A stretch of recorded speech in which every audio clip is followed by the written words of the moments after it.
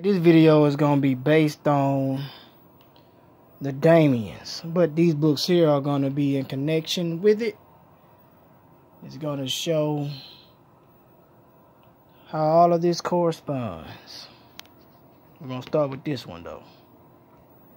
Now in this book, we're going to start where it's underlined at. Getting to the point.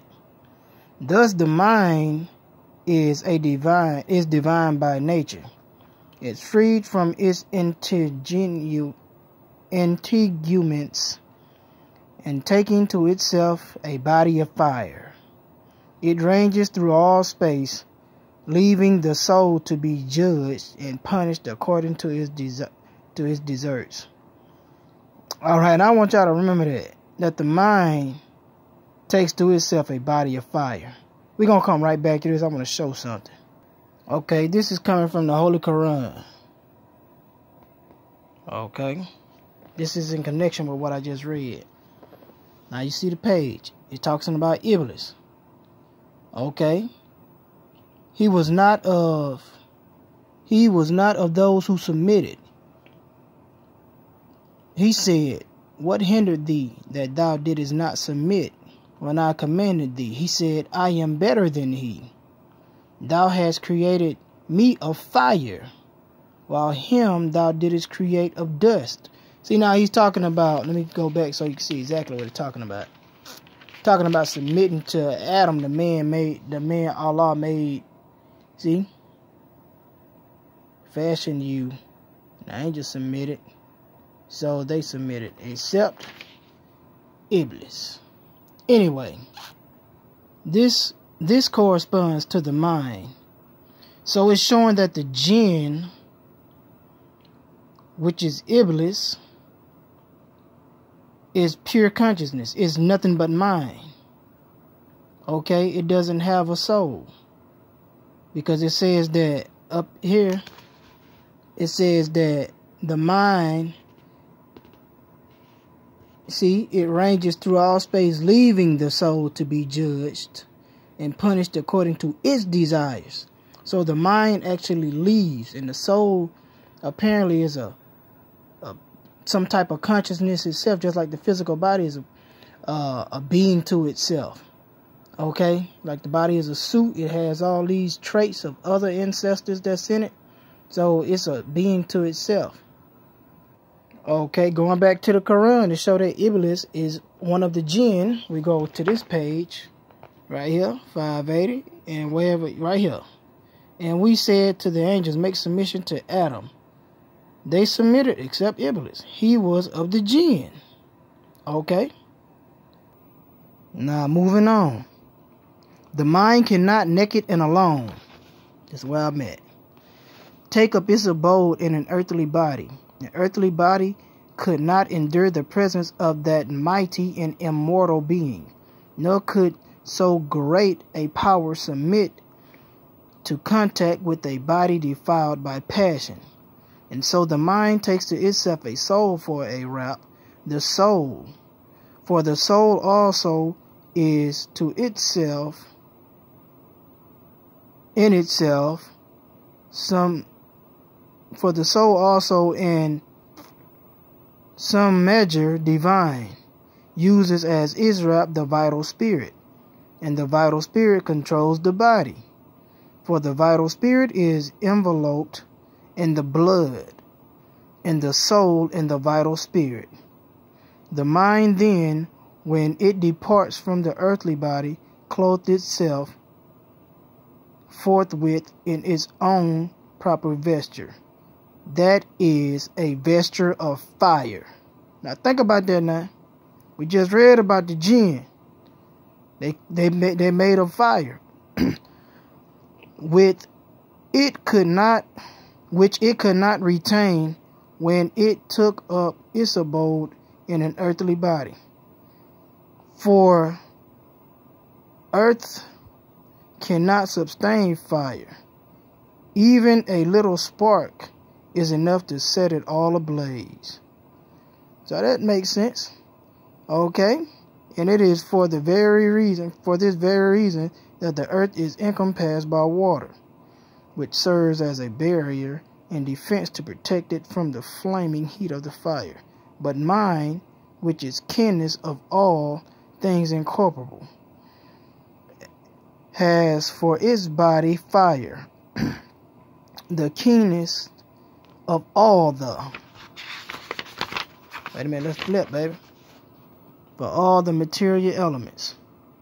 Alright? Mind is the maker of things. And the making things uses fire as its instruments. The mind of the universe is the maker of all things. But the human mind is the maker of earthly things alone. Okay? For the mind which is in man is stripped of its vestures of fire, and therefore cannot make divine things. Wow. Alright, I'm going to say something right quick. Because according to this book, King Solomon made his jinn build things for him. Okay? Now that corresponds with this. Therefore, you see, it's stripped of vestures of fire, therefore cannot make divine things. It's talking about the human mind. Okay? Now going into the Goetia to prove my point as far as like what it says about these Daemons, aka demons, which are something divine from what we're just reading. Although they've been demonized in the Holy Quran as evil. Let's see what this is though. This is one of them. The fifth spirit is Marbus. He is a great president. He appeared at first in the form of a great lion, but afterward, at the request of the master, he put it on a human form. He answered truly of things hidden or secret. He causes diseases and cures them. Again, he giveth great wisdom and knowledge in mechanical arts, and can change man into other shapes. Okay, so he can cause you to shape shift and all this shit, which is the state of consciousness in the pineal gland. He governs 36 legions of spirits, and his seal is this. Now, this shows you the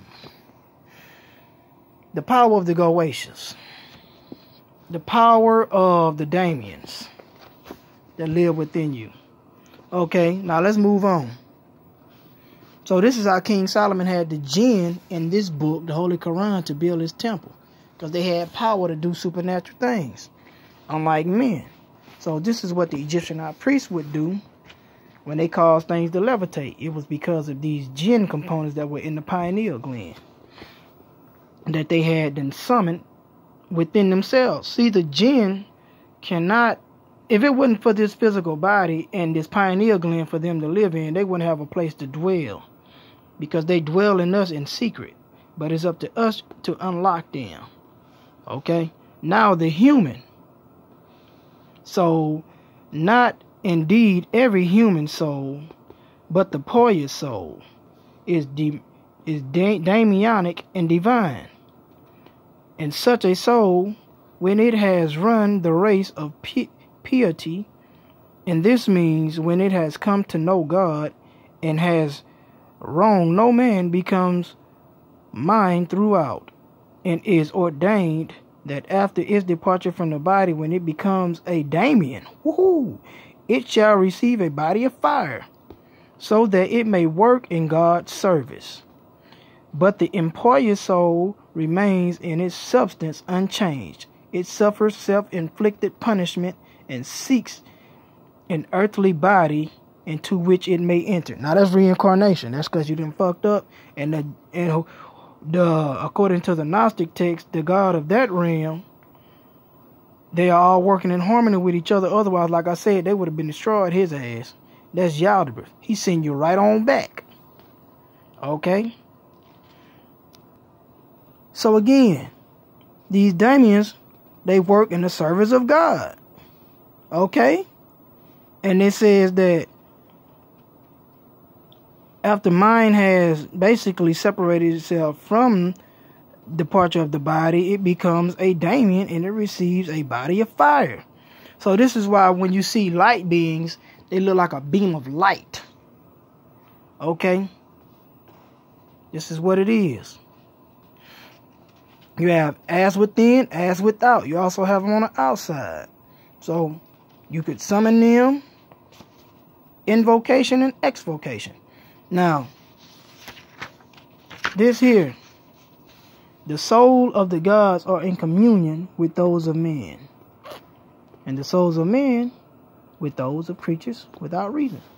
Okay, but hold up. Let me get back on point. All right, we still in the Hermetica, and Asclepius actually is Imhotep. Okay, that's just the Greek word for Imhotep, the god of medicine. Okay. Anyway, we still moving on. We dealing with Daemons. Thus, the god kind produces individual gods, and the Daemon kind produces individual Daemons.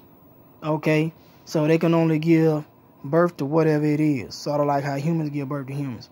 Okay, now all Daemons who have disassociated themselves with their own kind and have come to be united to the god kind through close connection and fellowship with some individual of the god kind are held to be god-like Daemons. Now, when you Google the word Daemon, it means one that intervenes between gods and men.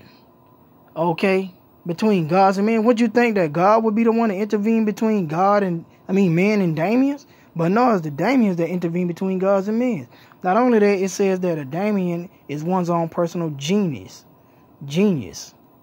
Okay? So like in the genes, it pulls out the gene, like the junk DNA in your gene that's been hidden from you. Apparently, there's some of that too. Somewhere in there. Or the gene pool that's in the DNA or in the pineal gland. It's got to be in there. Okay, individuals of the Daemon kind who maintain unchanged the character of their own kind are called, and those who associate with men are called Daemon friendly to men.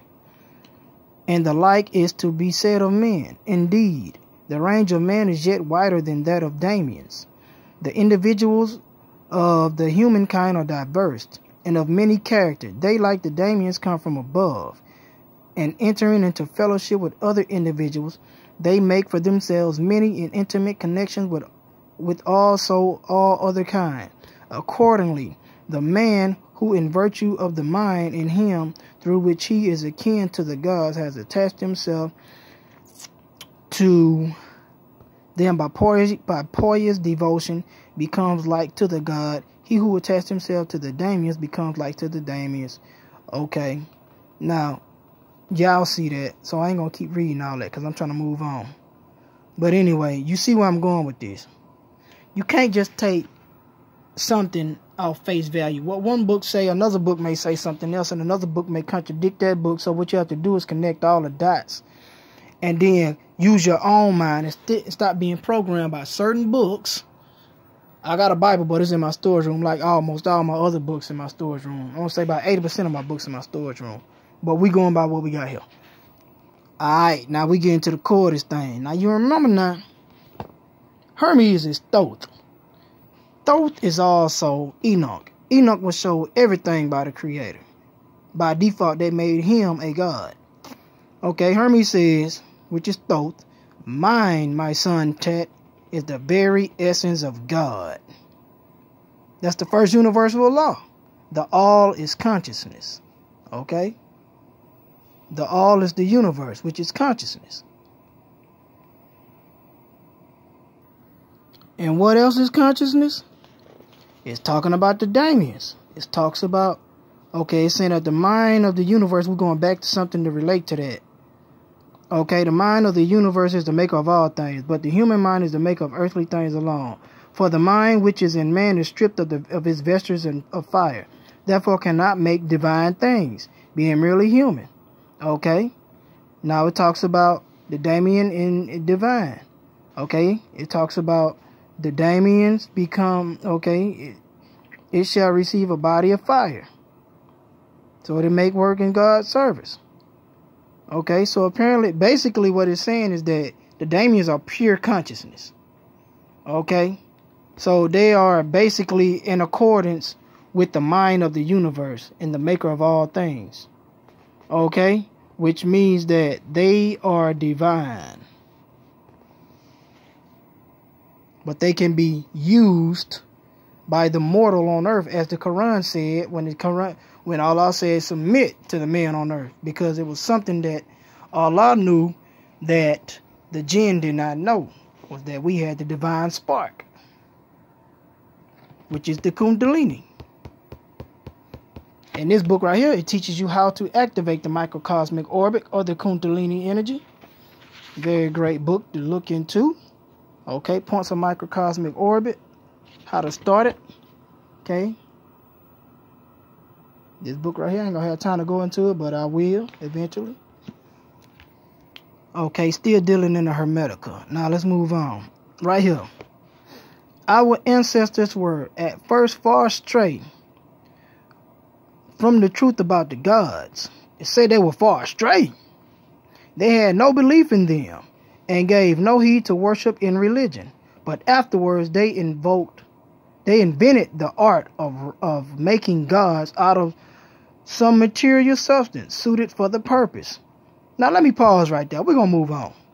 Now, all in the ancient world, they got big-ass statues everywhere. And yet the Bible say, thou shalt not make images of God, no statues or nothing. But you got all these God-like deities made out of statues. You got bears. You got all these God-like deities. Okay? Now, why would Hermes or Thoth or the Enoch give reference to this in his book, when the Bible says that's a great sin to do that? Like I said, there's two gods in the Bible. One is a jealous God that's going to keep you lost. And the other God is a righteous God that's been demonized. So, and you got to remember that Enoch is the son of Enki, which is a Sumerian god that actually lives in a place called Hell, which is actually Agartha, aka Shambhala, where all the black ancient people went that everybody thought just died off, and was apparently they were so smart, okay, to the point they were dumb because they got killed off. Hell no. They hid themselves. Just like in the book of Isaiah where it say, God shall hide himself. Now anyway, moving on. It said they were first far astray till they started with the gods. Okay? The truth about the gods. Okay, let me get it pumping. They had no belief in them and gave no heed to worship in religion. But afterward they invented the art of making gods out of some material substance suited for the purpose. And to this invention, they added a supernatural force whereby the images might have power to work good or hurt, and combined with it the material substance. That is to say, being unable to make souls, they invoked the souls of Daemons. Now, don't that sound like some Aladdin and a genie type shit, where somebody invokes something inside of a material substance? Images? Huh? That could do hurt and good? Okay. Then it says, that they invoked Daemons and implanted them in the statues by means of certain holy and sacred rites. So this is why our ancestors had all these statues. Okay, they ain't do it for no reason. We have an instance in your grandfather Asclepius, which is Imhotep, who was the first inventor of the art of healing, to whom a temple has been dedicated in the Liberian mountains near the shore of the crocodiles. Now we shall go into Tuesday Lobsang Rumpel's book, Wisdom of the Ancients, to connect dots. Okay, now we're going to go to the part where it talks about the Kundalini and see what my boy Lobsang has to say. This is the life force, talking about the Kundalini. It is the life force of the body. Just as a car cannot run without having electricity to fire the mixture in the cylinders, so humans cannot live in the body without the life force of the Kundalini. In Eastern mythology, the Kundalini is likened to the image of a serpent coiled up below the base of the spine. As this special force is released or awakened, it surges up through the different chakras and makes a person aware of esoteric things, which means hidden things. It awakens clairvoyance, telepathy, and psychometry, and enable one to live between two worlds, moving from one to the other at will without inconvenience. So that's different dimensions. The Kundalini is a dangerous thing indeed, and one should not try to awaken that Kundalini without absolutely adequate supervision from an adept, which means a master. You cannot do it by reading a book. If you meddle about and awaken your Kundalini the wrong way, it can lead to madness. Just ask Gopi Krishna. Wait a minute, let me bounce back. Now, going in this book, Gopi Krishna raised his Kundalini, but he did it wrong. And for 12 years, he suffered excruciating pain. Excruciating pain. Okay, he did that. We're going to find out sooner or later how he did it. He was meditating. I'm just going into it now. He was meditating, and he raised it the wrong way because his body was not healthy enough. Okay, and his body could not withstand the electrical current, and it caused him all types of pains, even in his testicle area, even in his stomach area. For 12 years, he hurt all the time because he didn't do it right. Apparently, I did mine right because I had no problems. Okay, continuing on with the Kundalini. Okay. It is one, is where we at. It is one of the most dangerous things in the world to try to raise the Kundalini without knowing what you are doing. The average person is only 1/10 conscious. Perhaps. Actually, that flatters the average person. The average human, that is. The point is that if one can raise the Kundalini, one becomes very much more conscious. One can dominate others. But when one raises the Kundalini, one loses the desire to dominate others for self-gain. People wonder where exactly, oh, this is my shit right here. This gonna get you. I remember reading this. People wonder where exactly is the Kundalini. Where is at the base of the spine? The Kundalini force actually starts midway between one's organ of generation and the organ of execution. That's in the testicles. Now, see, this is why in the Emerald tablets, those said before you even try to raise the Kundalini. He was talking about the Kundalini when he was talking about the secrets of secrets. He said one should refrain from sex for at least 3 days. Okay? That way your power within the sexual organ can build. That's what he's talking about. So you should never try to raise the Kundalini after having sex. He also says you should fast for 3 days too. Okay? I don't know. I ain't fast shit. I just want to have sex, period. I hadn't had sex in over a year. I ain't played with myself or nothing. So, shit, I felt like I was good to go. So I tried it and it worked. But anyway, now having, wait a minute, the Kundalini force actually start midways through the origin of generation. Oh, I said that already. Now having given you that information, it is suggested that you do not try experiments with the Kundalini unless you have a real guru who can help you. I had thoughts with me, baby.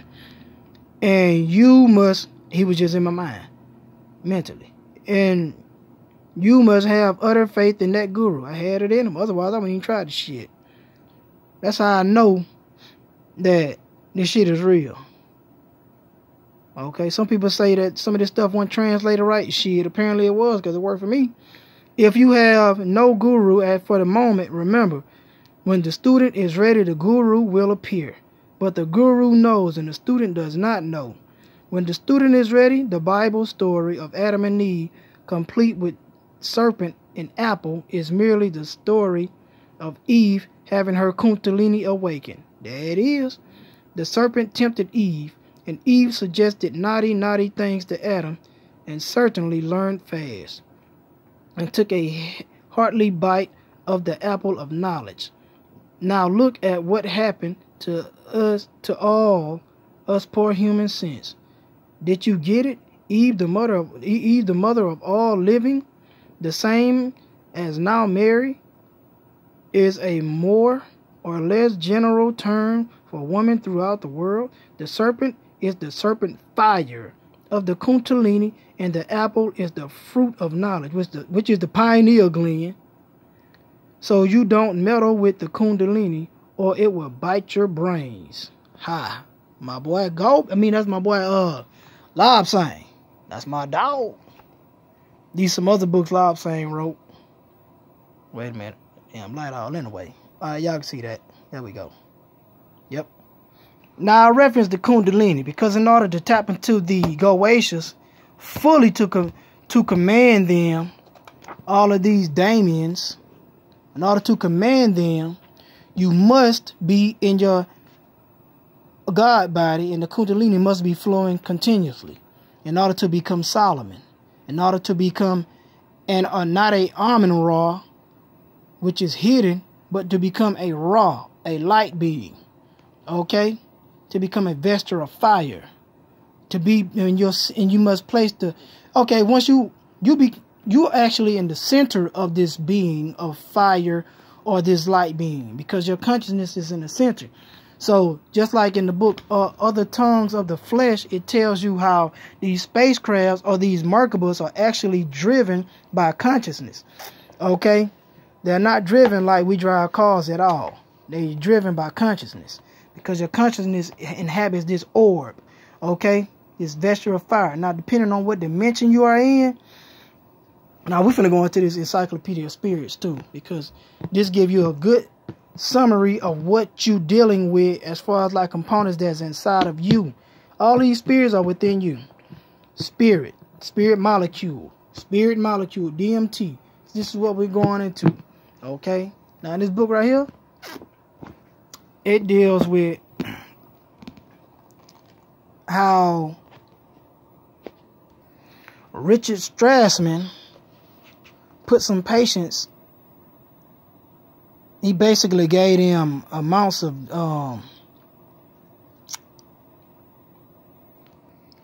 gave them some DMT that would cause them to be in between the spiritual and the physical realm. Now, he have these different cases of what these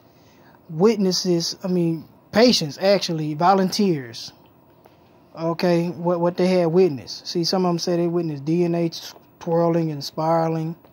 Okay, show what it looked like. This is, what page is that? Okay, anyway, this is what, if you want to read some of it, you can just pause it, y'all, or whatever. But anyway, this is what they went through when they took this DMT, and they seen all types of DNA types of double helix structures forming up. Okay. But back to this book. This book right here is a good book to have because it gives you a full scope on all the spirits from all types of different locations in the world. Okay, you got some from Morocco that was first discovered, and it basically gives a rundown, okay, on these beings, okay, origin, iris, got all these different spirits, Germanic, okay, you got all this.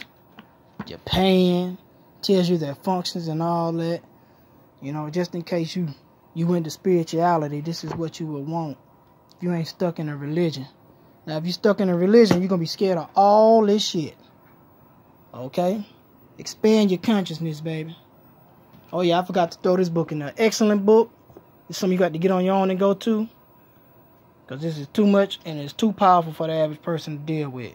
Okay? If you're really into some deep spiritual practices, this is an excellent book to get. This is my shit right here. It's my shit. Excellent book. But it connects with everything that I just said. It even ties in. It talks about the Daemons in here and everything, on how to invoke them and everything.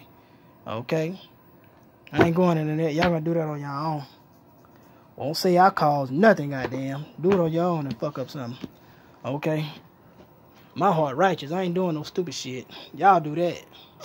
But anyway, until then, I'm on my shit. I'm showing y'all some stuff. Hope y'all learned something from it. If not, you try to put puzzle pieces. Until then, peace.